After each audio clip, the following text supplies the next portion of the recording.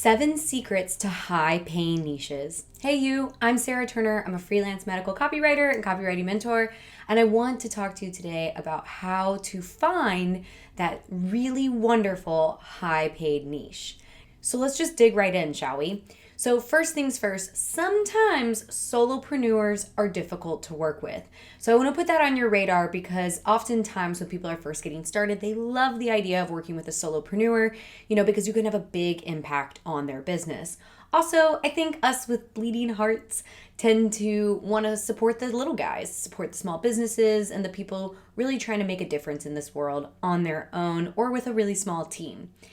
But here's the thing. The solopreneurs can be really difficult to work with because usually they don't have the budget for marketing just yet. And also they can go back and forth, be kind of wishy-washy, and not really clear on what it is they want and how they're going to go after it.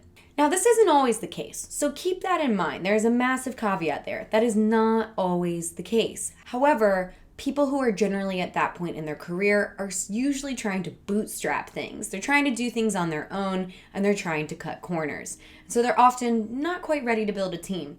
But if they are ready to build a team, that can be a really great person to work with, especially since as a copywriter, you bring a ton of value. So if I were to start all over and build my business and actually not be a copywriter would be the first person I would hire because they have such a profound impact on the success of a business. The next secret is that high-paying niches aren't as obvious as you think. There are a ton of listicles out there claiming that this niche or that niche is the most lucrative niche or a lucrative niche or one of the top lucrative niches out there. And the thing is you will be able to find a client who is not ready for a copywriter, who doesn't have a budget in all of those niches. There is going to be a business all the way up the copywriting ladder skill set, as I like to say. And so it's really important to keep that in mind, that just because you're in real estate or medical, which is always on those lists, doesn't mean that you're not going to struggle to maybe find clients. Alternatively, as a copywriter, you generally only need between 3 to 7 clients to have a really lucrative, successful business. And so it actually doesn't need to be a really broad niche for you to make it highly lucrative and highly successful. For example, my students continue to surprise me with the niches that they pick.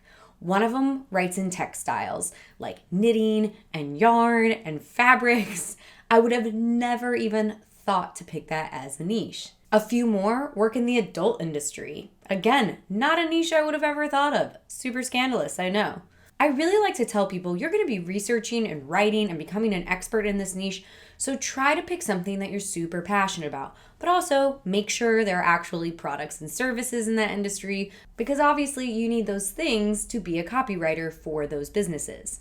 My next secret for you is keep in mind that no matter the niche, the best players, i.e. the best ideal clients, are likely super busy, which is why I offer a 15-minute discovery call, which I actually then go right into my onboarding call and kind of pitch what it is I think that they need right in and of the same thing to kind of save myself time and to also get them imagining about the success of their business when they work with me. And the reason it's so important to keep in mind that they're super busy is that a lot of times, especially newbie freelance copywriters, they tend to get wordy or they tend to break things up into multiple calls or have multiple touch points or many emails. And I try to make everything as concise as possible. A couple of ways I do that besides the discovery call that kind of turns into the pitch and proposal is I also like to put any questions I have directly in the copy document rather than emailing them a question. That way when they sit down to edit, they can see that there's a place that I need their feedback. These little things go a long way. The next tip that I have for you is to play the long game in building relationships in whatever industry you end up in.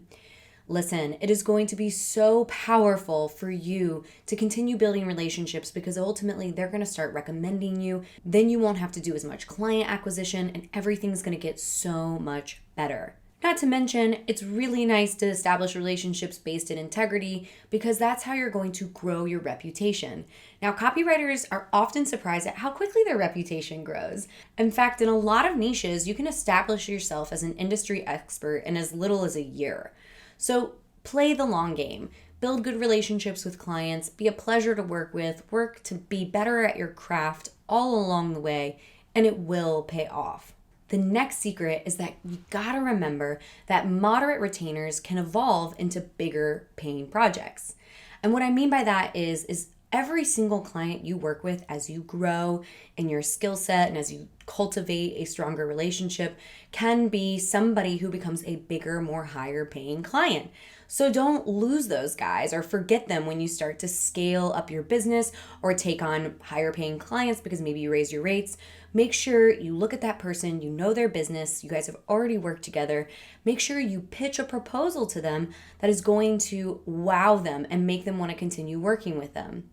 Even if you've already been offering the same service for a few months or even a few years, you can always turn around and pitch to those same clients something that is bigger and better.